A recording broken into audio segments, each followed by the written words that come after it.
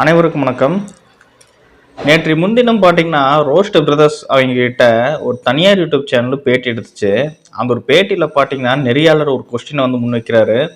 அதாவது உதயநிதி ஸ்டாலின் அவர்களுடைய பையனான இன்பநிதி ஸ்டாலின் அவர்கள் இனி எலெக்ஷனுக்கு வரப்போறதாகவும் வருங்காலத்தில் அவர் தான் சிஎம் அப்படின்னு சொல்லிட்டு இருக்காங்க. நிறைய தகவல் வந்துட்டு இருக்கு. ஸோ இதுக்காக பார்த்தீங்கன்னா இன்பநிதி ஸ்டாலினுக்கு எதிர்ப்பு தெரிவிச்சிட்டு இருக்காங்க எதிர்கட்சிகள்.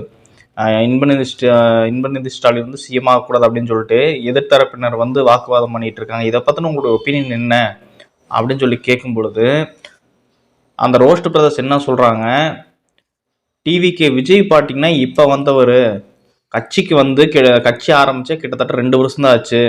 உச்சத்தில் இருக்கிறேன்னு சொல்லிட்டு சும்மா சுத்திட்டு இருக்கிற விஜய் எல்லாம் சிஎமாக ஆசைப்படுறாரு.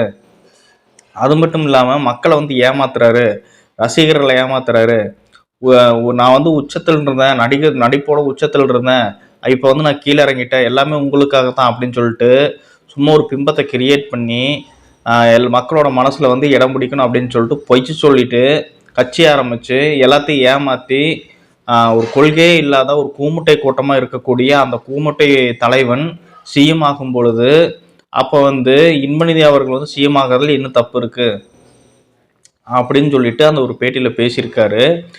அது மட்டும் இல்லாமல் இந்த டிவிகே கட்சி ரொம்ப கேவலமான கட்சி, இந்த கட்சியே ஒரு மானங்கட்ட கட்சி, கொள்கையே இல்லை இந்த கட்சியில், அப்படி இருக்கும்போது இதை விட என்ன டேஸுக்கு இந்த கட்சியில் ஆரம்பிச்சிருக்காங்க அப்படின்ட்டு அந்த ரோஸ்ட் பிரதர்ஸ் அவர்கள் அந்த ஒரு பேட்டியில் போட்டு வெளுன்னு வெளுத்து வாங்கியிருக்காங்க.